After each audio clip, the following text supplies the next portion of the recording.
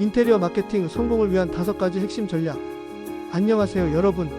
오늘도 찾아와 주셔서 정말 감사합니다. 여러분 혹시 블로그 마케팅을 시작했는데 생각만큼 결과가 안 나오시나요? 아니면 이제 막 시작하려고 하시는데 어디서부터 시작해야 할지 막막하신가요? 제가 5년 동안 부천에서 인테리어 마케팅을 해오면서 정말 많은 시행착오를 겪었어요. 처음엔 저도 예쁜 사진 몇 장 올리고 설명 좀 적으면 되겠지 라고 생각했죠. 하지만 현실은 생각보다 훨씬 복잡했습니다. 오늘은 그동안 제가 경험하고 배운 인테리어 블로그 마케팅의 핵심 전략 5가지를 여러분께 솔직하게 공유해 드릴 겸 이 영상 한편으로 여러분의 몇 개월 시행착오를 줄여드릴 수 있다면 정말 기쁠 것 같아요. 자, 그럼 본격적으로 시작해 볼까요? 1.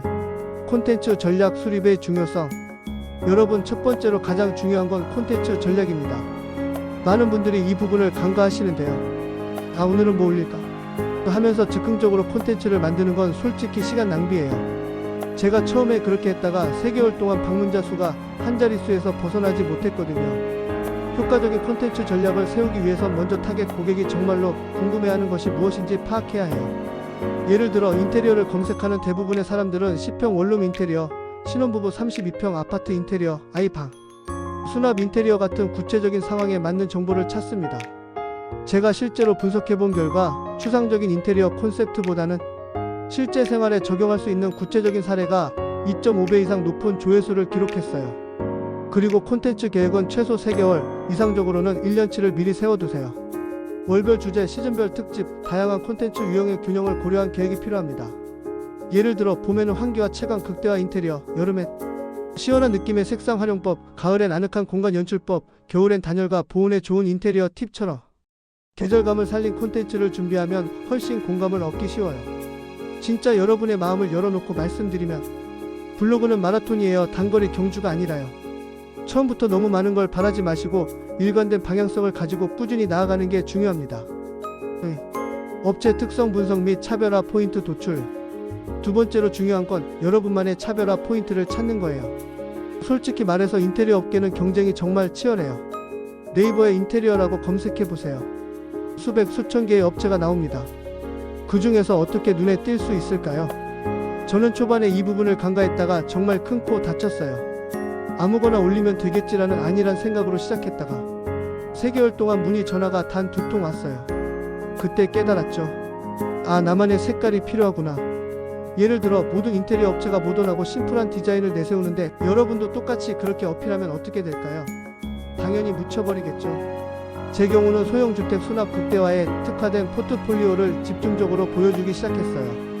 부천 지역의 원룸, 투룸이 많다는 특성을 파악하고 좁은 공간을 효율적으로 활용하는 노하우를 강조했죠. 그러자 놀랍게도 일주일 만에 상권의 문의가 들어왔어요. 고객들은 여기는 정말 좁은 공간 활용의 전문가구나라고 생각하게 된 거죠. 여러분도 자신의 포트폴리오를 냉정하게 분석해보세요. 정말 잘하는 것, 다른 업체와 다른 점은 무엇인가요? 그걸 블로그에서 확실하게 보여주세요. 차별화는 모든 걸 잘한다가 아니라 특정한 무언가를 정말 잘한다 해서 온다는 걸 기억하세요. 3. 키워드 분석 및 SEO 전략 수립. 세 번째는 키워드 분석과 SEO 전략인데요. 이건 조금 기술적인 부분이지만 정말 중요해요. 블로그 마케팅의 핵심은 결국 검색에 있습니다. 아무리 좋은 콘텐츠를 만들어도 사람들이 찾을 수 없다면 의미가 없죠.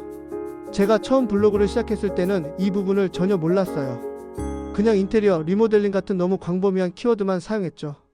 결과적으로 제 글은 검색 결과 100페이지 너머로 사라져 버렸어요. 키워드 분석은 정말 과학이에요.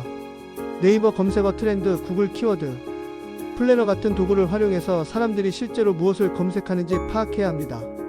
예를 들면 인테리어보다는 부천 작은 아파트, 인테리어처럼 구체적인 키워드가 경쟁이 적고 전환율이 높아요.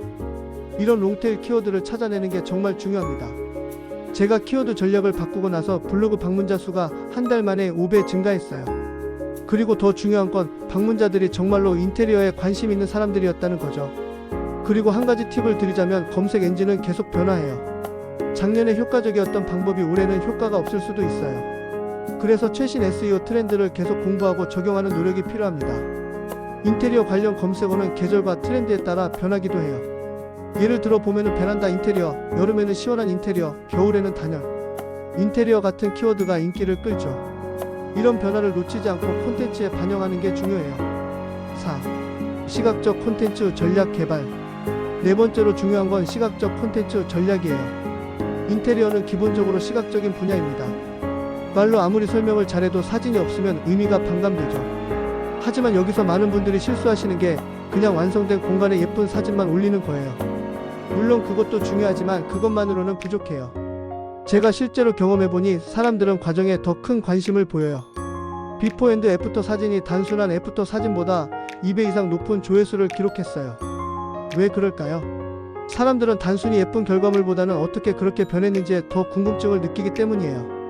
그래서 시공 과정의 사진, 도면 설명, 자재 선택 이유, 색상, 조합의 원리 같은 배경 이야기를 함께 보여주면 훨씬 더 공감을 얻을 수 있어요. 예를 들어 제가 25평 아파트 좁은 주방 활용법이라는 포스팅을 했을 때 단순히 완성된 주방 사진만 올렸더니 반응이 그저 그랬어요. 하지만 같은 주제로 처음 상태, 구조 변경 이후 시공 과정, 최종 결과에 스토리텔링 방식으로 다시 포스팅했더니 댓글이 30개 이상 달렸어요. 기쁜 표정. 또 하나 말씀드리고 싶은 건 사진 퀄리티의 중요성이에요. 스마트폰으로 대충 찍은 어두컴컴한 사진과 제대로 조명을 설정하고 찍은 밝고 선명한 사진은 하늘과 땅 차이예요. 전문 사진 작가를 고용하기 어렵다면 최소한 삼각대와 간단한 조명 장비에 투자하세요. 제가 이 부분에 투자하고 나서 블로그 체류 시간이 평균 2분에서 5분으로 늘어났어요. 지속 가능한 콘텐츠 생산 시스템 구축. 마지막 5번째는 지속 가능한 콘텐츠 생산 시스템입니다. 블로그 마케팅에서 가장 흔한 실패 원인을 아세요? 바로 3일 열정이에요. 처음에는 열심히 포스팅하다가 점점 간격이 벌어지고 결국 방치되는 블로그가 너무 많아요. 제 경험상 일관성이 양보다 중요합니다. 매일 포스팅하겠다고 무리하게 시작했다가 일주일 만에 지치는 것보다 일주일에 2번 정도라도 꾸준히 올리는 게 훨씬 효과적이에요. 시스템을 구축한다는 건 무슨 뜻일까요?